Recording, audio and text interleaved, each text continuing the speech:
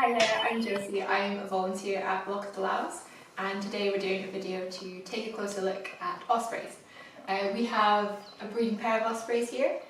This year they've had 2 chicks that we hope will be fledging fairly soon.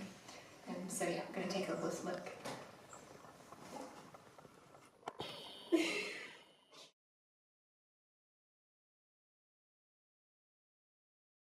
So this is Gary. He's going to be helping us today to learn a bit more about ospreys. So ospreys are a bird of prey. They have a diet exclusively of fish, and they're the only bird of prey in the UK that do that. They are found all across the world. All continents except Antarctica have some kind of osprey. There are different subspecies. Many of them will migrate south for the winter and then return the next spring to breed. In terms of size, they are just a bit smaller than eagles but bigger than a buzzard. So they have a wingspan of about 1.5 meters, which is actually pretty big. That's the same as my wingspan. They also have this slight M-shaped curve to their wings, which is a good way to spot them if you see them in the sky. In terms of their weight, an adult will be about 2 kilograms, with the females tending to be slightly bigger. Gary is actually a fledgling, so he's probably a bit smaller than his outside, but pretty close to being there. Okay, so let's take a closer look at Gary. Like I said, Gary is not quite a fully adult bird, so there's a few things about him that are different from an adult. If you notice his wings, they have these pale edges to the feathers. This kind of scalloping helps the fledglings blend in on the nest when they're young.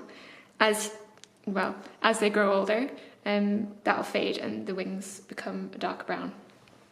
Another thing that's different about juveniles and adults is the colour of their eyes. So a juvenile will have orange eyes, and once they mature into sexually mature adults, their eyes will turn yellow. So, like I said earlier, he's a little bit smaller than a full adult, but the ospreys do grow very fast. So within a month, they reach 70% of their adult size.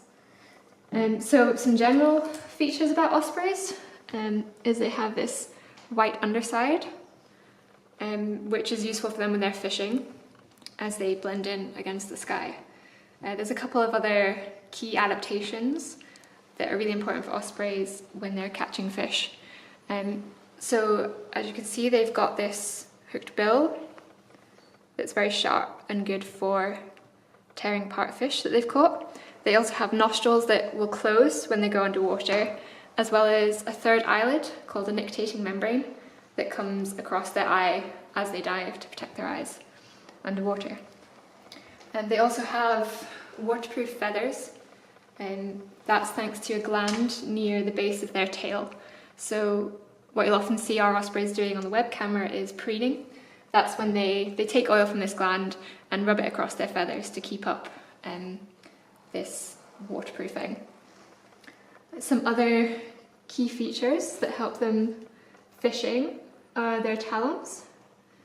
They're very sharp and good for gripping slippery fish. Which you probably won't see is that the underside of their feet also are covered in very rough, sort of spiky skin called spicules, which again helps them hold on to fish.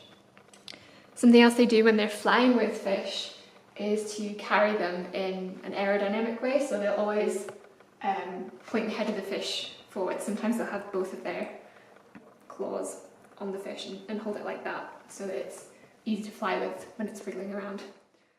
So ospreys weigh about 2 kilograms, but they can actually carry quite a heavy weight. So some of the fish they catch will be up to 1/3 of their weight, sometimes up to 1 kilogram, which is about half.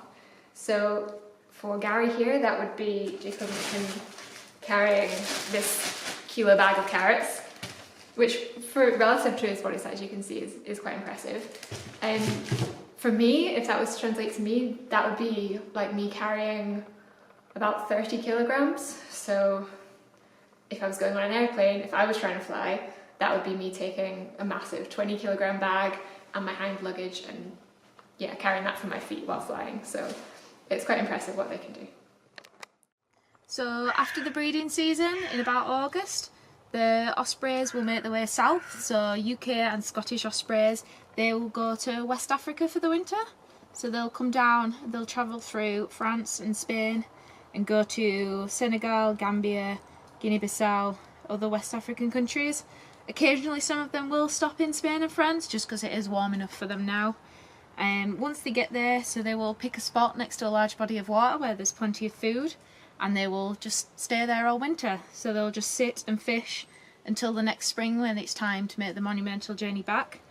The juveniles, they don't make the way back the first time with the parents. They will stay in Africa for the first 2 to 3 years of their life until they reach maturity, but then they will also make the journey back, and they will go to around about the same place where they were hatched, and then hopefully find a partner and breed, and then the whole cycle will start again.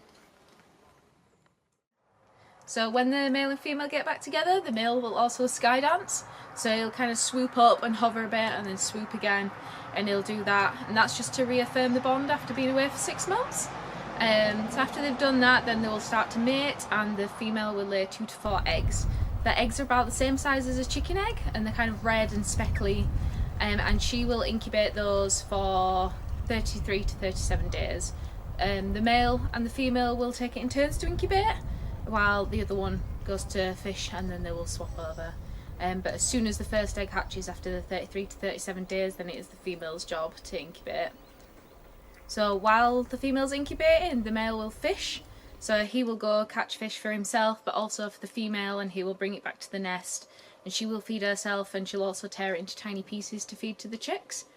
And those chicks grow really fast, so they will gain 70% of their adult body weight within the first 4 weeks of their life.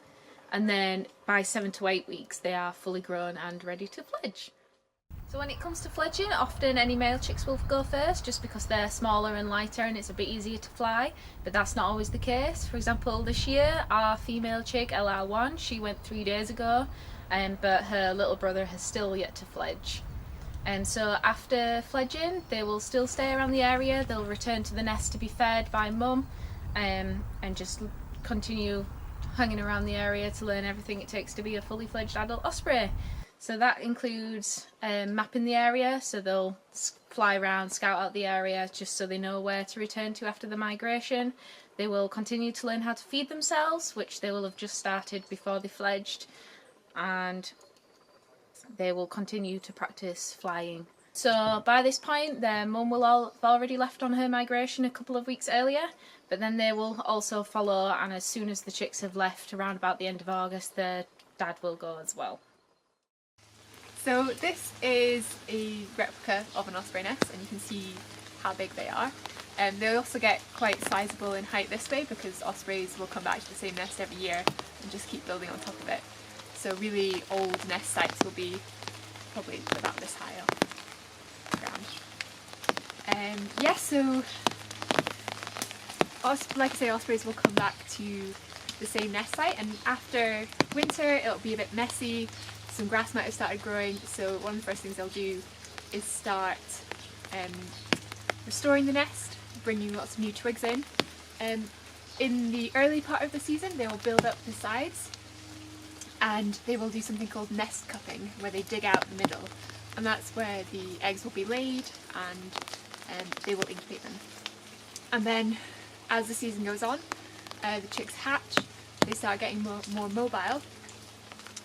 The nest shape will change and it will become flatter, and that's so that the chicks can move around a lot more, get a lot more mobile with their wings, and start sort of practicing what they'll need for flight.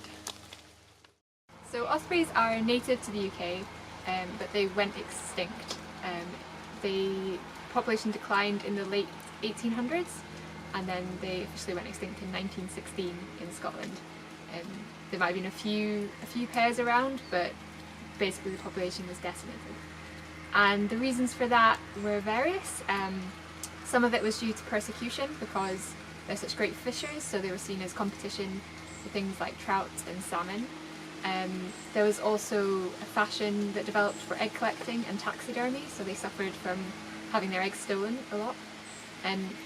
There was also issues with their habitat and problems with industrial pollution, meaning that a lot of the fish stocks declined, and so there was less food from around, and it just became a place where they couldn't really breed, and so we lost our ospreys for a while. And then in 1954, a pair was found breeding at Lochgarten in Aviemore, and it's thought that they came over from Scandinavia and decided to set up here. A lot of efforts went into protecting that nest from egg collectors and from disturbance, and that was the start of a slow but steady conservation effort for ospreys in the UK.